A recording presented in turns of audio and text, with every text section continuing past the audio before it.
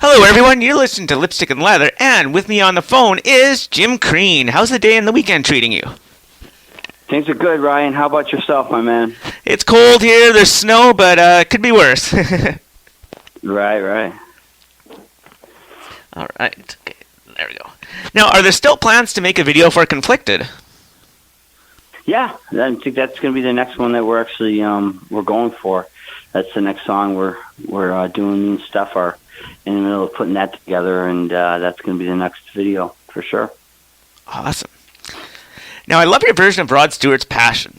With releasing Covered and London Fog at the same time, what made you decide to have Passion on London Fog instead of Covered? Well, I mean, that's a good question. Initially when, we were putting together the artists that were going to, special guests that were going to appear on the London Fog, of course, Carmine Appice was going to be on the record. And, I sent him a couple songs that I thought would be a good fit for him. And, Carmen's such an amazing drummer that, he wanted something that was going to really challenge his playing. So I came up with the idea. I said, well, why don't we do the old Rod Stewart song, Passion, because I always loved the song, and I always thought that could be done really cool, hard rock type style, because it's such a great song. And Carmen loved the idea. So I got with Tony Franklin and asked Tony if he'd like to play on it. And, of course, Tony and Carmen played together in Blue Murder. So I had the Blue Murder back rhythm section on it, and it came out amazing.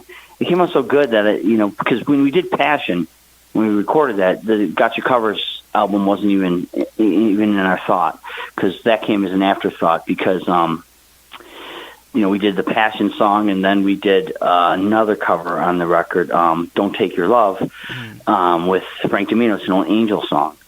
So when Frankie and I decided that we were trying to figure out a song to do, because I knew Frank was going to be on the record like he was on my last album, I said, hey, let's do an old Angel song. Me being a big Angel fan, I thought that would be really cool to do "Don't Take Your Love." So Frank was really honored and excited to be a part of that. So that's why. Then all of a sudden we started talking covers, and I said, well, we're doing these cover songs so well. Let's make a covers album. So the label was so... gracious, and Steve Sussman from the label and Micah Jackson, Visionary Noise Records, Steve was like, let's just do a whole full, covers album too. We'll do two albums at the same time, something that a lot of bands don't do. Mm-hmm. So that's kind of why. So awesome. Now, there was talks of Jack Russell to appear on London Fog. Was this close to happening? Oh yeah, Jack was going to be on the album. Everything was ready to go, because Robbie Lochner's on the record. Yes. Robbie played on my last album, and Robbie is Jack Russell's guitar player in Jack Russell's Great White. Robbie also played with Rob Halford in Fight. So Robbie, we had Jack all, committed to doing it, and, with time restraints, Jack's really busy.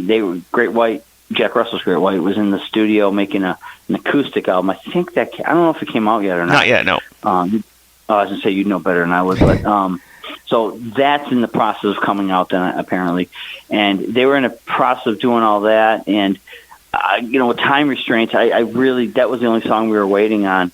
And it just got to the point where, the studio time in our deadline to get this album, we wanted the album to come out by no later than August, which it did, to meet our deadline for this album. And we just didn't have time to get Jack on this. But Jack's going to be, he committed to being on the next album, so I'll get Jack on the next album. But Robbie did a great job on it. So, yeah, he was going to be on it, and he will be on the next one. How's that for an answer? That's awesome. Yeah. Now, a lot of bands on their cover albums, they cover mainly the hits, or I guess you would call them safe covers. Now, I love that you covered lots of obscure bands. Do you think this helps set your cover album apart from the typical cover album? Absolutely, and you got it. So, because that's exactly what I was trying to do. When we decided to do a covers album, me and Steve were talking, and he said, "Hey, let's do 25 or 64 by Chicago," and that wasn't a song I was really thinking about doing at all. And he said it was my mom's favorite song, and I think I'd be honored if you do that song in honor of her. So, I thought that was cool. So we did it, and it came out phenomenal. And so then I said, okay, well, since that song was kind of the one song that I really didn't think a Chicago song would really be in my wheelhouse, I started going through songs that really, I think, were kind of not expected of me. You know, me being this hard rock guy that everybody knows me for. You know, I said, let's try doing some all different stuff. So we did a Maisie Star song, which is kind of a 90s, you know, shoegazing song. We did some new wave stuff, like we did the Fix in there. We threw the Cars in there. I'm a big Cars fan, Benjamin Orr fan, so we did some of that. And then, of course, I did the 80s stuff that were really, you know, kind of obscure. Like we did some Badlands, and we did, the Scream. So, and some Sabotage. So it's really, there's a lot of cool stuff in there. You know, I have Art Kalenda, guitar player, who's an amazing guitar player. He ripped it up on that album, and so did Dave Petrello on the drums, and of course Steph Hond, who I've been working with the last couple of years. Basically, London Fog album is mine and Steph's album. We really put the whole thing together, you know. And then he got this French drummer, Eric Labelli. So we all played on that album, the Got Your Covers album. Love that you covered the Scream and Arcade. Yeah, the Arcade one was cool because Johnny Angel was in a band called Talus here in Buffalo, and a very good friend of mine. And the reason for that, the reason we did the Arcade song is because Johnny played me that before, you know, because Johnny was playing with Freddie Curry and Stephen Piercy from Rat at that time with the Arcade. Johnny was the original guitar player in that. And he played me that song in a demo, and I thought it was a great song, and they recorded it, and then it just kind of got lost. So I thought, let's bring that up. If we're going to do obscure stuff, let's go for it, you know? So that's why we did it. Guys like you would know it, but a lot of the general people wouldn't know that stuff. I mean, you know, you're guys like you, which really, honestly, that's who I was targeting all these songs for, is people like yourself who really like the deep cuts and know their history of rock music. That's kind of why I did those type of songs.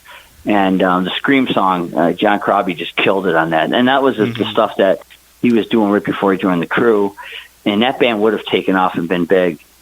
But, you know, of course, John went on to do the Crew, and it was a right choice that he did that. But and that was a great song. So I thought we should relive that song. So Definitely. Now, is there a release date for Got You Covered Again? Well, I think it's going to be called, is that what it's called? Got You Covered Again? I think it's called that. I forget what we decided to call it. Yeah, I think it's called Got You Covered Again or something. But anyways, no, we're going to do it. We're planning on doing, in 2020, we're going to definitely do another covers album, just because there's so many songs that we recorded and that, you know, we could only fit. You know, we did 16 songs on the record, so that's a lot of material. And I didn't want to do a double album, so we, yeah, you're right, it's Got You Covered Again, you're right. I'm just looking into my notes here, and you're right, that's what we're going to call it. So, yeah, I'm hoping to have that on 2020, you know. I mean, we have about 4 or 5 songs that are recorded for it that didn't make the Got You Covered album, so I'm definitely going to put some more cool stuff on that, and we're going to put that out. We have a live DVD album coming out in 2020. We filmed it and recorded at the Whiskey A Go-Go, and that's coming out in 2020, and it's going to have a lot of bonus cool behind-the-scenes stuff, and the Got You Covered videos, the Conflicted video is going to be on there, and a lot of cool stuff. Looking forward to all the above. Me too. Now, with the great Best Of CD having alternate versions of Conflicted and Scream Taker on them, why wasn't there like a sticker advertising that there's different mixes? I probably should have did that. It's funny you said that, because I wish I would have thought of doing that. And I really should have did that. Because here's what happened with that. We were playing the Whiskey. We had the Whiskey show booked, and that was going to be the CD premiere for the London Fog CD premiere. And this is long before the show was already, booked, before we even thought of doing a covers album, and it was going to be the release of the London Fog album. Well, that show was coming up, and the album wasn't quite done for London Fog, and then we had already had the Got Your Covers album recorded. So we decided, well, we got to have some kind of material for the show to have available for the fans, and so that's when we decided to do a Greatest Hits album. So when we did the Greatest Hits album, I had already had Scream Taker and Conflicted already recorded, but they were in final mixes. And because we were waiting on Mitch Perry, from Michael Schenker Group, Cher, Talus. Geez, what other bands? Lita Ford. Been Heaven. Lita Ford, Heaven. Now he's currently in the Suite. Mitch was we were waiting on Mitch's parts for Conflicted. So I said, let's do this. Let's do a alternate version of Conflicted, put it on the Greatest Hits album, and an alternate mix of Scream Taker, because that song's got Rudy Sarzo on it. It's got Vinnie on there, me and stuff. And I said that would kind of make it kind of a teaser for those, for the new album. So people buy the Greatest Hits and go, wow, these songs are cool, and then give a little bit more hype for the London Fog. But I probably should have wrote that on there. These are alternate mixes or something. You're probably right on that. I wish I would have talked to you prior to that, and you could have gave me some advice on that. But it wasn't intentionally done that way. So we just kind of put them out there on that album. And the Greatest Hits album is a really cool package because it's got a history of all my solo stuff from my first EP in '91 all the way out to London Fog. So. Now, with Steven Tyler being thanked in your debut EP, have you had a chance to meet Steven before? No, but indirectly, I guess. I mean, Ray Tabano, the original Aerosmith guitar player, he's actually on the London Fog album, so that's kind of cool. And I think I thanked him on my EP or something like that. Yeah, I think I thanked him for an influence, that way back in the day. That was what 90, 91, I think it was. I believe so, yeah. But no, I'm yet to meet him, and that's one guy I really would like to meet because he was a big influence on my early career for sure. Mm-hmm. He's the one that I really saw play for the first time, not first time live, but one of my first early concerts, and really made me realize that I really want to do this for a living professionally. So awesome. They always say don't meet your heroes, though. So, and that song, what the hell is it called? Loaded. That's what that song's about, right? Mm-hmm. Meeting your idols and being let down, I guess, That's one of the lines in there, never meet your idol. But I who knows? I think he'd be really cool to meet, and I think he'd be a really cool guy, so. Definitely. Now, how did you hook up with Toronto Steve Major to produce all of your albums except the first? Steve's the best, man. Steve and I go back to 2000, 99, 99, 98. And Phil Naro, another a great musician, and he's from Rochester, New York, but he was in Talus here in Buffalo. Mm-hmm. And then he moved to Toronto many, many years ago. I think 85, 86. And he turned me on to Steve because Phil produced my first album, my first EP. But like I said, I go back 1983 with Phil Naro. Me and him have been friends for years. Me and him recorded on each other's albums for years, and became like best friends. And he turned me on to Steve. And when I was doing my second album, my Exits album, he said, "Hey, we should really take it to this guy I'm working with." And Phil was just starting to work with Steve at that time. And he goes, "This guy's great. He's got a great ear, a great musician, really cool guy, beautiful studio." It was Wellesley's studio at the time up in Toronto. Is that studio still around? I'm not sure, actually. Wellesley? That was like a big studio. Like all the big guys went there. All the big Canadian artists would record, and American artists. And a lot of big albums were made out of that studio. Well, anyways, so he said, "Try this guy out." And so we did one song with Steve for this Enough's Enough tribute album. We did Blue Island? Yeah. And it came out great. I go, wow, this guy's great, man. So then I had to do another tribute song for another album. I got slated to do a Cheap Trick album.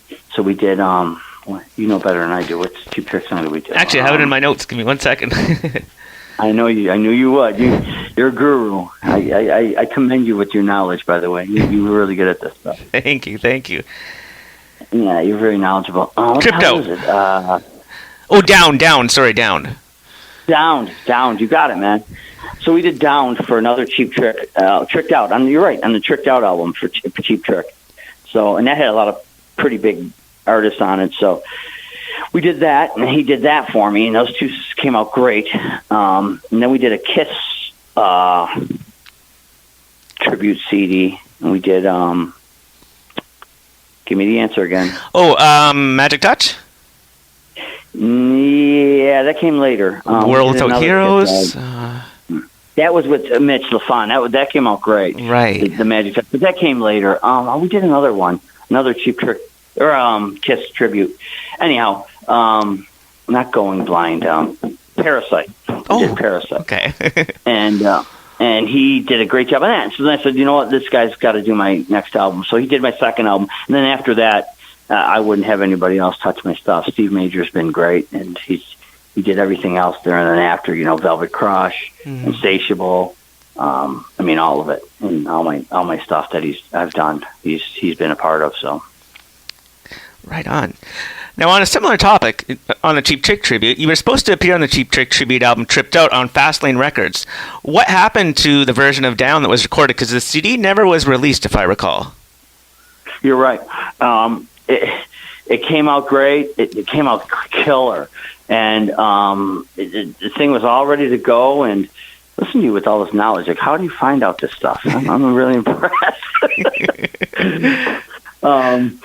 It just never seen the light of day. I mean, there was a deadline. When we met the deadline, everything went out, and their A&R guy was, seemed really on top of the game, and nothing ever. I think the label just went belly up, and then they never released a tribute CD, and that's a shame because it came out really cool. Maybe I'll put that on something someday. Maybe I'll put that on Got You Covered again. Hey, that makes sense. I never thought to do that, but you know what? That really makes sense because I don't think it's not on anything. So, do you have a copy of that? I do not. No, I wish.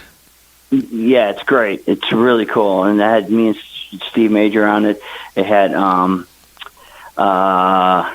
John Rogers from Brighton Rock. He's on it. I think Nick Walsh of Slick Toxic was supposed to be on it. He is, yeah. Phil Narrow's on there. Let's see, Stan Michik's on it. From he played with everybody. And who else? He played with what? Lee Aaron. He played with everybody. Mm-hmm. And so all those guys, great Canadian musicians are on that. So they never seen the light of day. And it's a shame because that would have been a great EP or whatever it was, CD. I think it was going to be out on vinyl too.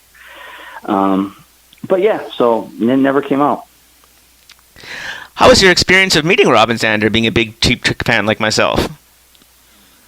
Amazing. Very cool guy, and real down-to-earth guy, and I'm a huge Cheap Trick, as you said, I'm a big Cheap Trick. Well, Robin Zander, Cheap Trick. I love everything about him, even since I was a kid. And he was really gracious.